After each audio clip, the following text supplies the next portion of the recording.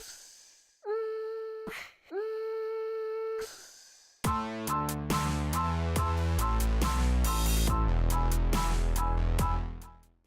guys, what's up? It's Katie and I am back with a little video about ՀГОN.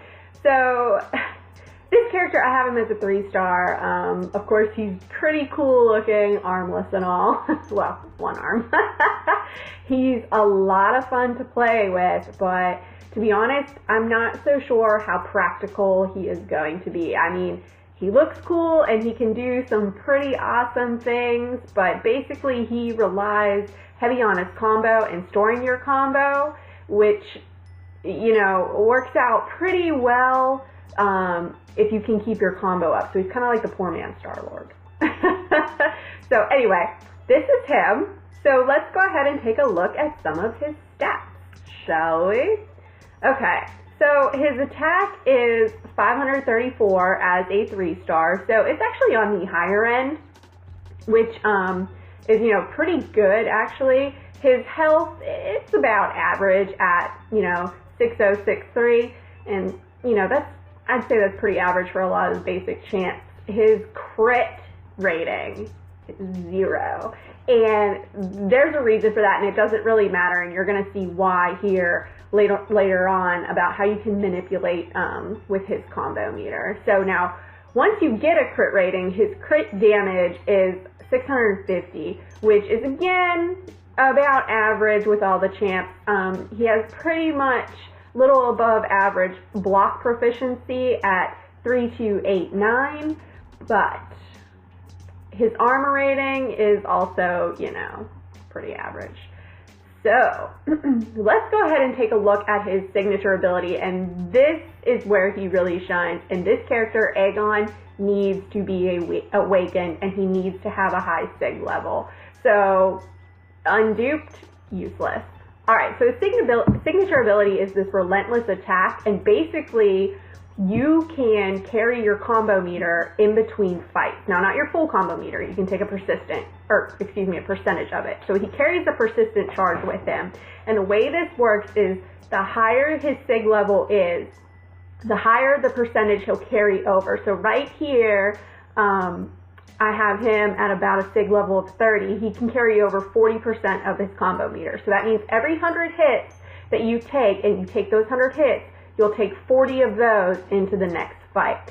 And this is important because his combo meter, his ability here is going to unlock these passive abilities. So basically, it varies different. So 5 hits, his critical rates have a 40% chance to shrug off 1 debuff. 10, his critical rating has increased by X. 20 hits is when the damage, on evade. 30 hits, he can strike critical hits when the opponent is blocking. 50 and charging a heavy attack grants ＨGON 1 second of unstoppable. 75 hits, opponents have 85% block efficiency when ＨGON strikes the critical target. 100% chance to, the list just goes on and on.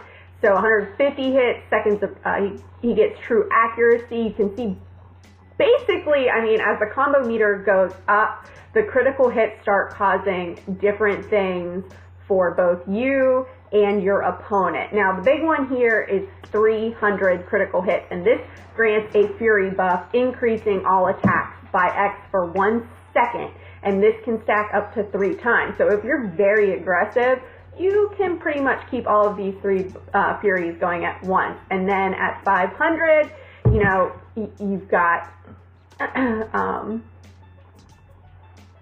defensive ability reduction, so that would be great in Labyrinth of Legends. 750 grants unstoppable, and then 1,000 grants unblockable. Now, I haven't been able to get him that high yet, so we're just going to take him into this little daily quest here, the one that you have, and see what he does. So let's go ahead and take a look at his combo meter here in this little quest. This is just, the T4B daily. And we start out at 0, which normal, right? And so On to the next fight, we take in 40% with the SIG level of 30 that I had, and we carried 15 hits over into the next fight with Juggernaut. So, you know, you can kind of see the damage is kind of starting to go up a little bit, and, you know, by the end of the fight, or at the end of the quest, when you're up to the boss, you could be landing some potentially really hard hits. So, which is pretty cool, I think, so.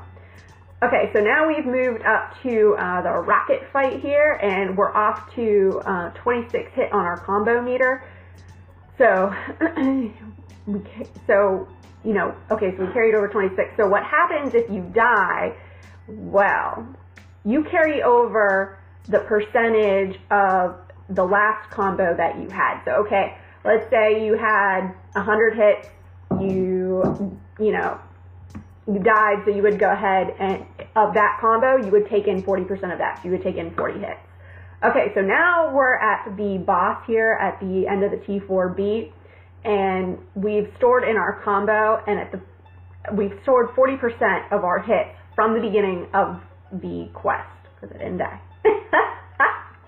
So we're going to take all of that percentage in there, and I think, so now we are at 23, so it's really 67, which we carried over, plus the 23. So that damage is really going to ramp up. So, you know, once you hit those certain milestones, you're going to be able to do some pretty cool things. So let's go ahead and take him against Winter Soldier here, and this is where we'll be able to really shine. So right now I've got a 12-hit combo, and there are several ways actually to raise your combo. You know, you can do the standard medium, light, medium combo. He doesn't really have a 5-hit combo, he has a 6-hit combo, because on his last kick there's a little last kick, which to me makes it hard sometimes to launch a special. It's kind of like Moon Knight trying to launch his special, when you're trying to launch his special after his last medium, but it does help raise that combo meter. And another way you can raise that combo meter is by spamming special ones, because it is a 6-hit combo, his special one. So if you just spam that special one, you're gonna raise that combo meter pretty quick.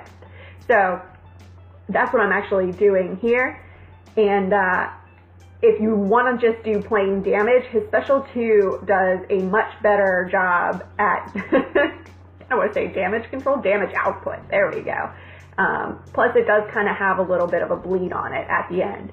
His special 3, on the other hand, it does do pretty good damage, but it does have a 10-second stun on the end, which, if you're fighting the AI, you know, lets you get in about 3 more full combos, which is 18 hits. Now, that's not very practical.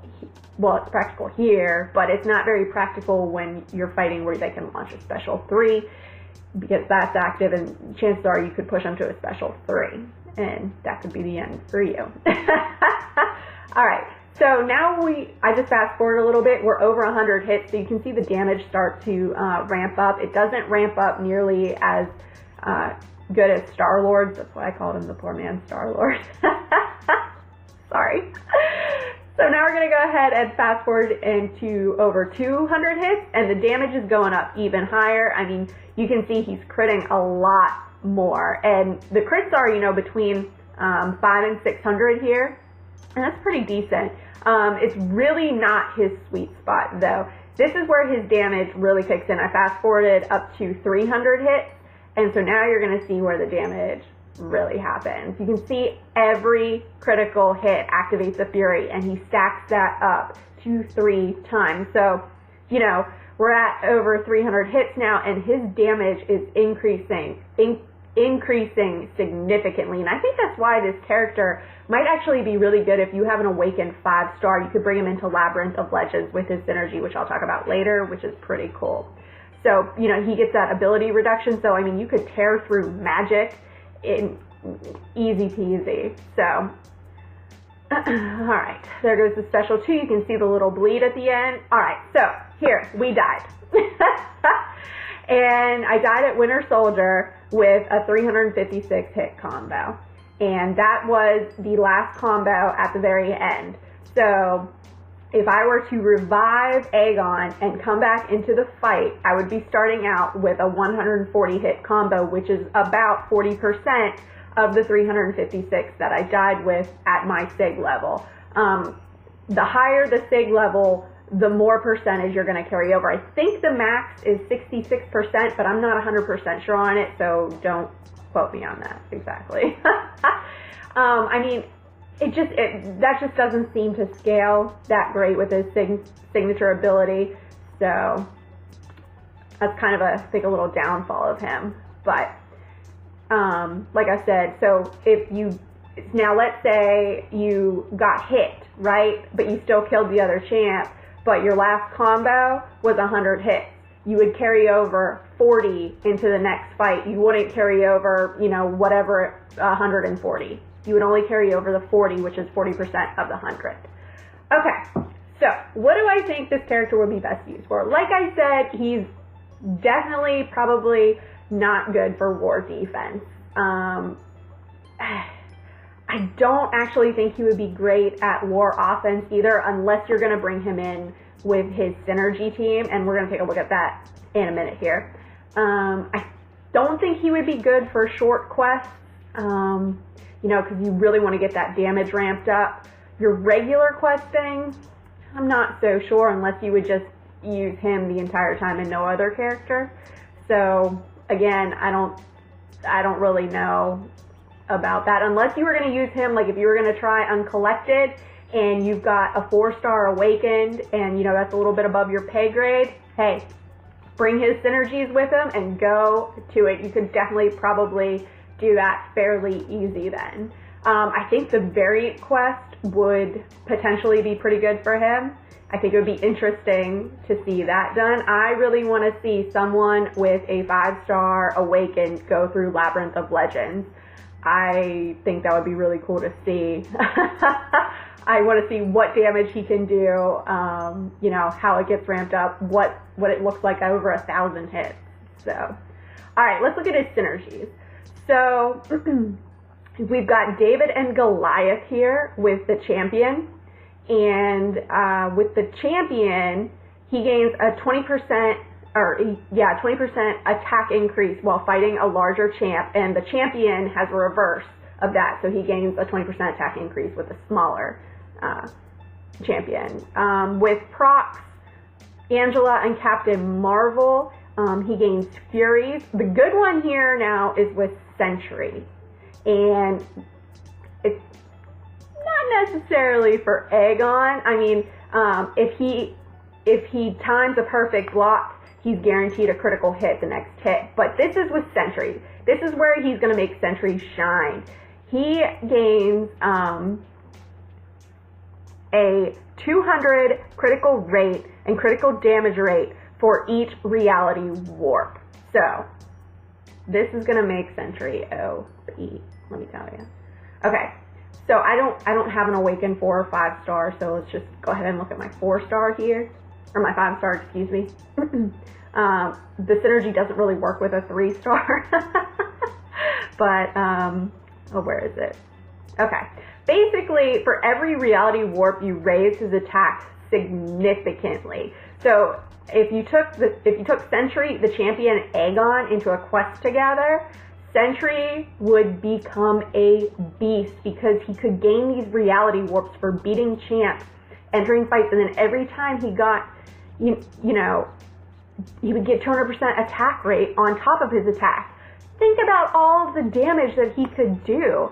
Now, I know there's another YouTuber, Idolist, and he does have a 565 Sentry, so I am almost positive that he is going to be testing out this synergy, and Idolist, I want to see it. I think it's going to look so cool, because, Sentry was kind of like a joke when he first came out. Like, everyone was like, oh yay, Sentry.